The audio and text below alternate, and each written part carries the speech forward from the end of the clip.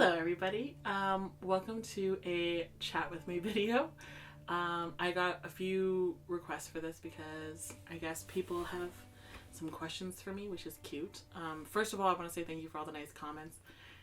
They've honestly been super fun. Honestly, I don't even care if only 100 people watch my videos. Just getting to talk to people is actually really nice, especially in this situation. A few people have asked me about, I guess, when I did the mukbang with Lisa. One of the questions was kind of what we wish for the next generation of women to know, or what we wish for the next generation of women.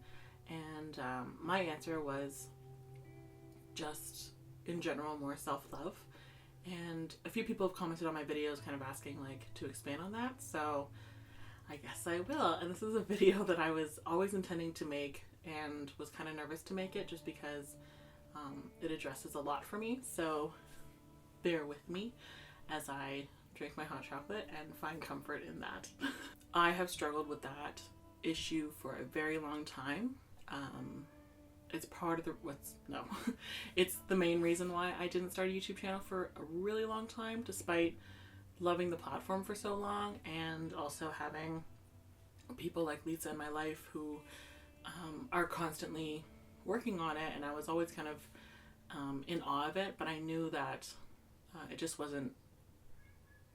wasn't in my capabilities at the time. Basically, to start from the beginning, I've always struggled since I was little, I guess. I've always struggled with my appearance and what I look like and what beauty means to me, and kind of my perception of my appearance and who I am. And that's for a lot of reasons. One of the main reasons is definitely my culture and being mixed. I didn't grow up looking kind of either way. So I actually was born blonde. I looked not Filipino for a long time, and then became this stunning creature that you see in front of you. But for the longest time I looked kind of generically white. I'm not sure, I can probably insert some photos of little Janelle, but I just didn't look like any particular thing. So I had a hard time kind of finding beauty. People loved mixed kids, honestly, for the most part. There was I was doing acting as a kid, and there was a large market actually for mixed kids, but I just felt like a little lost in terms of what culture I identify with, what I identify beauty with, right? Because every culture kind of has different standards. Unfortunately, the Filipino side prioritizes thinness and perfect skin and exoticness, I guess, which I didn't really hit those when I was younger. So I struggled with that quite a bit and tried to kind of find other avenues to express myself. So, I remember there were some years that I kind of identified more with being Canadian or English, and, but still trying really hard to fit in with the Filipino side and understand that beauty, because I definitely didn't feel like I was beautiful to the Filipino side. And then the English side, where my family comes from and what we all look like, is very blonde, well, not blonde, but just paler skin and still thin. I know there's a lot of cultures that embrace heavier women or curvier women, and those were neither of my cultures. So I was struggling with that sense of beauty, trying to figure out what lane I fit into. So that's number one. Number two is I struggled a lot with, I guess, feeling feminine and feeling sensual and feeling beautiful as a woman. And I think that was impacted a lot with, especially in recent years. So I was diagnosed with PCOS 3 years ago. And when you look up PCOS, you get a long list of symptoms that could come up, that could show up for a lot of people with PCOS. That's not for everybody. Every case of PCOS is super, super different, but that list is quite scary. So that list comes up with body hair, for example, or facial hair, darker skin, darker marks, being overweight. That's another one. Who would have thought? Just being, hairier and more masculine in general. I always was struggling with PCOS stuff, and I want to make another video on PCOS separately, but that definitely impacted kind of my perception of myself in terms of, am I a woman type of thing. You know what I mean? Like, I know biologically speaking, yes, I am a woman. I was born a woman, but I struggled a lot with my sensuality and my identity in terms of being beautiful and feeling beautiful, right? I just felt like I couldn't find clothes that made me feel beautiful, right? They made me feel comfortable, but they didn't make me feel like a beautiful natural lady. That was another struggle for sure, was definitely, and I think PCOS impacted that, was kind of the definition of being a woman and being desired, I guess, so to speak. How did I get here? Well, a lot of things kind of brought me here, and actually Lisa, the Viet Vegan, was a huge part of that. So we kind of met around the time where I was probably struggling the most. So she was one of the first people that I turned to especially when I was trying to figure out if I had PCOS and was getting diagnosed. And she was the one that kind of pushed me to say, like, you need to go to a specialist because what you're dealing with is not regular. And at the time I was kind of in denial, and I almost didn't want to know what was wrong, right? So I was terrified, and she was the one that was kind of like, you need to deal with this because who knows, and who knows what that will how that will impact your future. Lisa was one of the main factors, and she'll probably watch this and cry, but she was one of the main factors in terms of figuring my stuff out. Lisa was also one of the main factors of me going to therapy. She was the person that was telling me, hey, like, therapy works for me, perhaps it will work for you, I really think you should go. Every time I spoke to her about something, she was kind of saying, you know what, like, not that she's ill-equipped to help, but she, would say, like, I think you would really benefit from seeing a therapist. And me being as stubborn as I am, I had a hard time accepting that. So I strongly believe that you don't go to therapy until you're ready. Therapy is a lot of work, so you're not going to go unless you're prepared and ready to put in that work. So I saw a therapist, I guess it's been a year actually, we just celebrated 1 year, but I started seeing a therapist mainly because of Lisa pushing me to, which is nice. The other main factors, I guess, of me kind of figuring out that I had some issues and that they were impacting my life was YouTube. YouTube was always a sensitive topic to me, and Lisa and a few others in my life were, constantly telling me, you're so likable, you're so funny, you'd be really entertaining doing YouTube, this would be great, fits right in your skill set because, you know how to edit, you know how to film, all you have to do is set it up and you have the personality. And deep down, I knew I could do it. The issue that I, at the time, couldn't accept was that I was so terrified of looking at myself. I was absolutely terrified, and it's hard to kind of explain. And I honestly, to this day, I'm still not sure where that was rooted from. Like, it almost feels like body dysmorphia. And honestly, my self-esteem issues have hardly ever been connected with my weight, which everybody kind of assumed I would have issues with. If I had issues with something, it would have to be connected with me being a bigger girl, and that was totally not it. It had everything to do with my face. And it was so weird because I just don't know where it came. Well, I do know where it came from. It came from a variety of factors, but I don't know how it got to the point where it was crippling, where I didn't want to look in the mirror. I didn't want to look at photos of myself. I had a really hard time, posting on social media. I would love to share on Instagram more, and I was always petrified of, what my post would look like. Yeah, so the only way I could really describe the fear was definitely, honestly, it was just overall crippling. Like, I could not, for the life of me, get in front of a camera, film, anything. I was working for a YouTube company at the time, or a production company at the time, doing a YouTube channel, and was filming and really wanting to try it myself, and almost envious of that experience. So I decided, you know what, I'm going to jump in, and I have the equipment, so I'm going to do it. And I got a friend to help me film, and we filmed 2-ish videos that day. So we did one outside of just like following me around and doing photography, and then the other one was just me kind of talking and giving like an intro to my channel. Started up the footage to watch it and couldn't.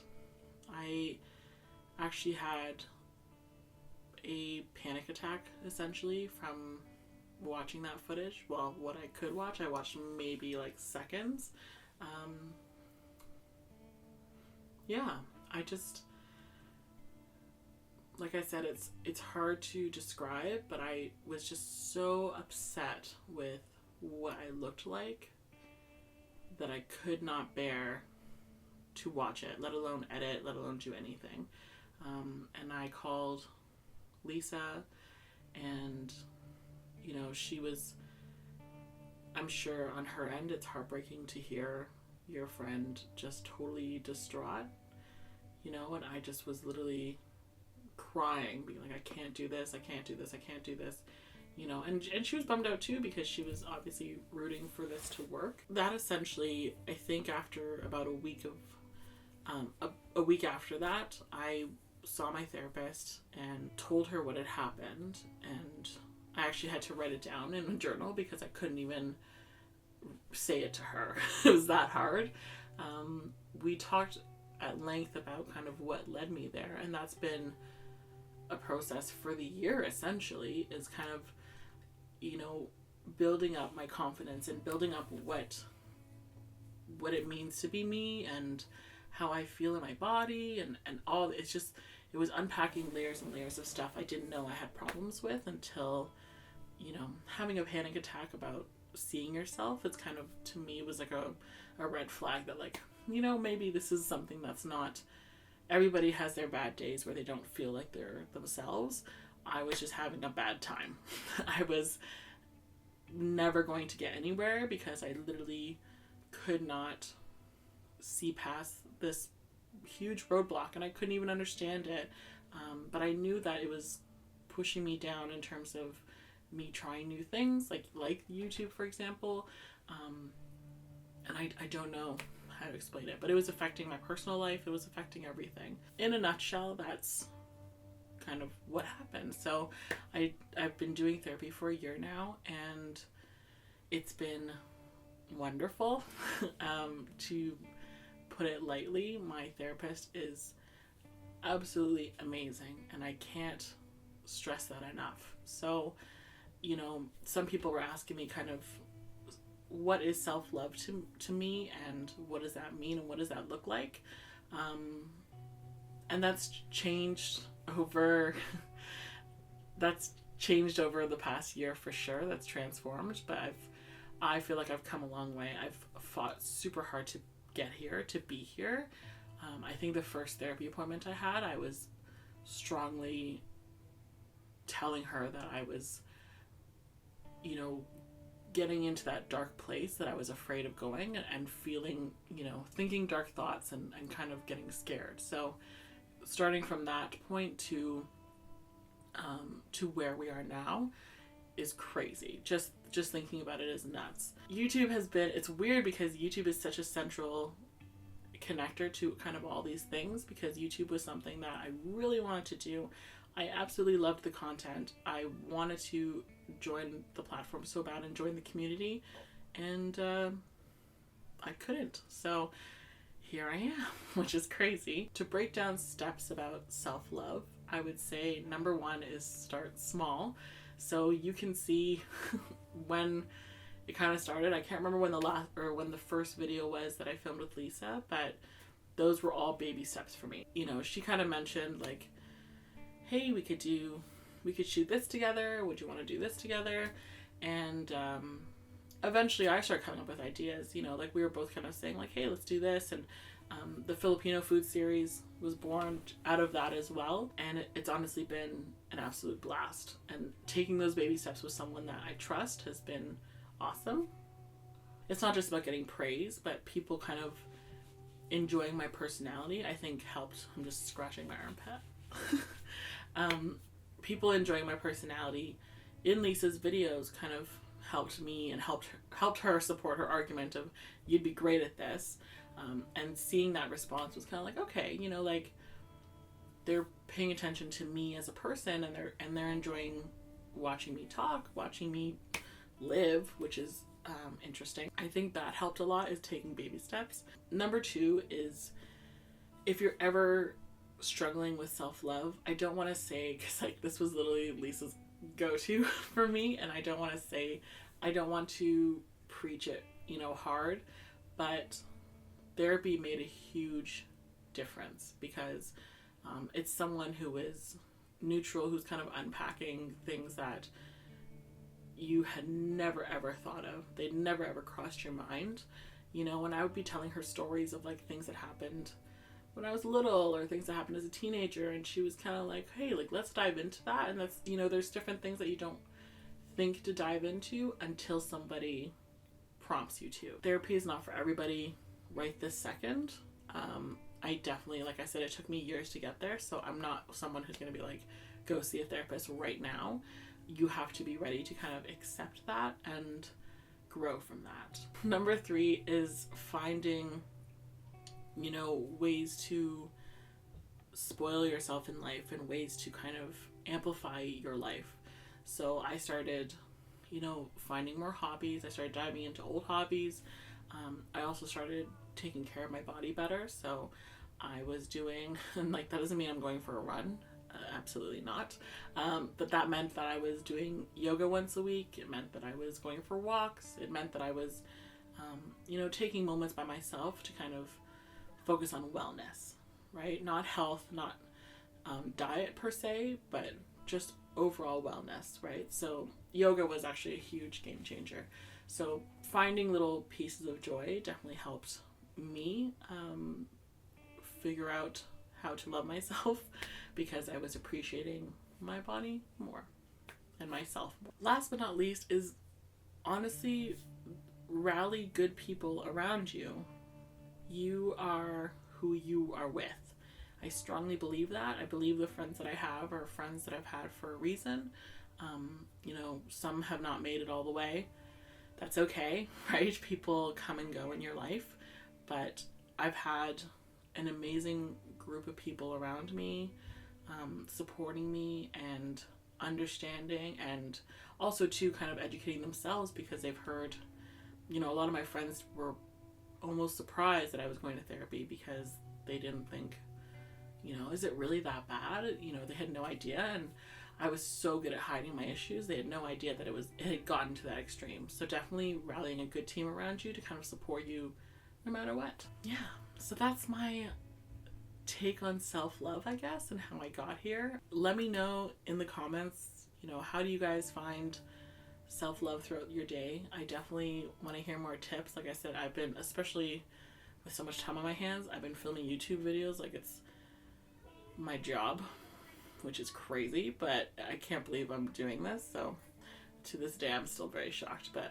let me know what you think about self-love. But for now, I'm gonna go back to cleaning my garage, because literally I'm on a cleaning spree during this whole isolation thing. So I'll see you in the next video. Bye!